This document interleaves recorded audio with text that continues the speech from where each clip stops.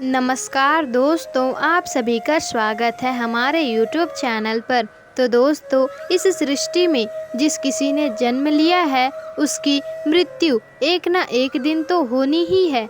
यह एक कठोर सत्य है, चाह कर भी इसे कोई झुठला नहीं सकता। हालांकि दोस्तों, मृत्यु के बाद दूसरा जन्म होना भी तय ही माना जाता है।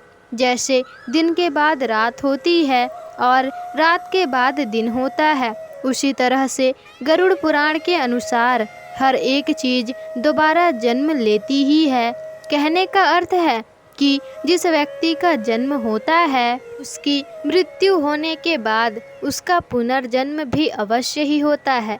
गरुड़ पुराण में यह भी बताया गया है कि मृत्यु के बाद किसी भी जीव को दोबारा किस योनि में जन्म मिलेगा, ये उसके पूर्व जन्म के कर्म के आधार पर ही तय होता है।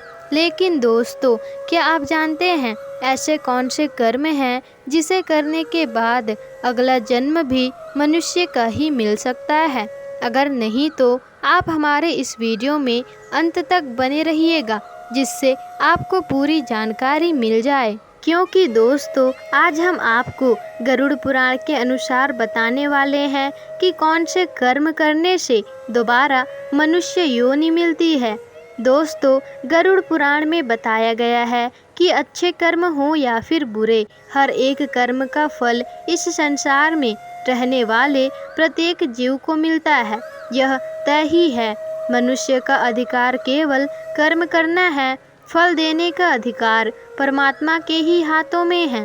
तो दोस्तों, इसके अलावा हमारे गरुड़ पुराण में यह भी बताया गया है कि मनुष्य अगले जन्म में किस योनि में जन्म लेगा, यह मनुष्य द्वारा किए गए कर्मों के हिसाब से ही तय होता है।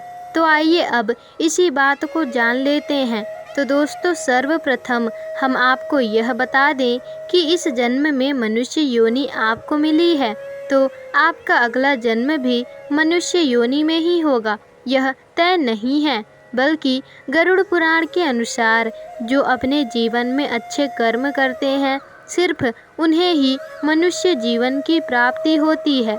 यही नहीं, कुछ मनुष्य ऐसे भी होते हैं जो अपने कर्मों के कारण 84 लाख योनियों में भटकते रहते हैं और फिर अंत में उनका जन्म एक मनुष्य की योनि में ही होता है। और दोस्तों, कर्म 3 प्रकार के होते हैं। पहला संचित कर्म, दूसरा प्रारब्ध कर्म, तीसरा क्रियमाण कर्म। दोस्तों, पहला संचित कर्म हमारे पूर्व जन्म में किए गए कर्मों का जो ढेर है वह संचित कर्म है। प्रारब्ध कर्म उन्हीं संचित कर्मों के आधार पर आपको जो शरीर प्राप्त हुआ है, वह पूर्व जन्म के कर्मों में जिन कर्मों का फल इस जन्म में भोगना पड़ता है, वे प्रारब्ध कर्म कहे जाते हैं। अब तीसरा क्रियमाण कर्म।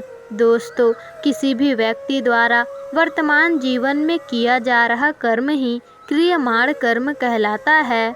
आपके कर्मों की बड़ी संख्या में से जरा से कर्म को लेकर आपको यह शरीर मिला है। बाकी आपके संचित कर्म संस्कार के रूप में पड़े हैं।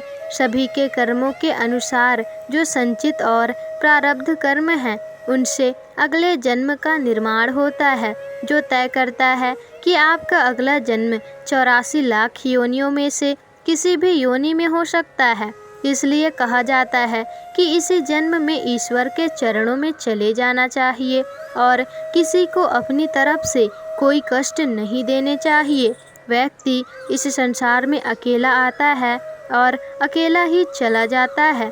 अंतिम समय में उसके अच्छे बुरे कर्म, पुण्य और पाप ही उसके अगले जन्म का निर्धारण करते हैं। दोस्तों, महर्षि वाल्मीकि जी आदि ग्रंथ रामायण में कहते हैं कि माता पिता, गुरु, आचार्य और ज्ञानी पंडित का कभी भी अपमान नहीं करना चाहिए और ना ही कभी उनके बारे में ऐसे विचार अपने मन में आने चाहिए।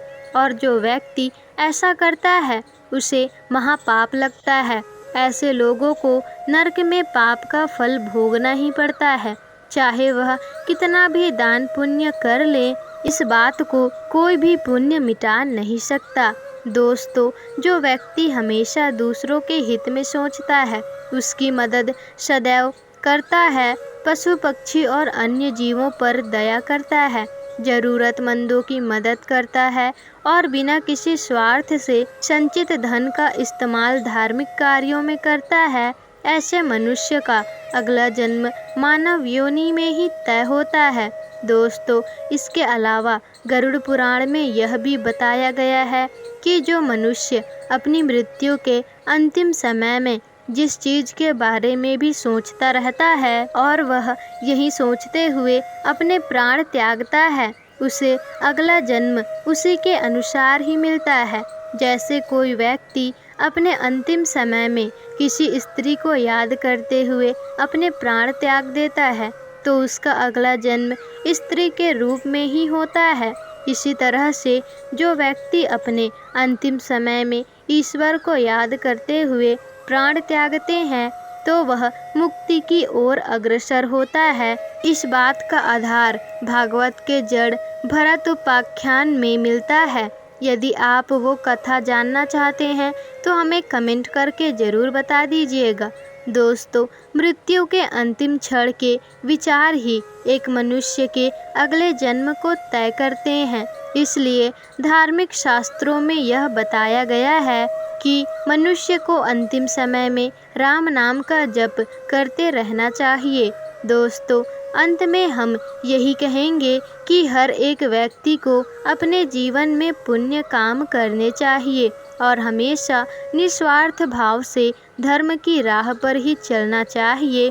इसी के साथ आज की वीडियो यहीं पर समाप्त होती है। तो दोस्तों, आपको वीडियो कैसी लगी हमें कमेंट में ज़रूर बता दीजिएगा और अगर वीडियो पसंद आई हो तो वीडियो को लाइक शेयर कमेंट कर दीजिएगा और अगर आप हमारे चैनल पर नए हैं तो चैनल को सब्सक्राइब करके बेल आइकन ज़रूर ही प्रेस कर दीजिएगा।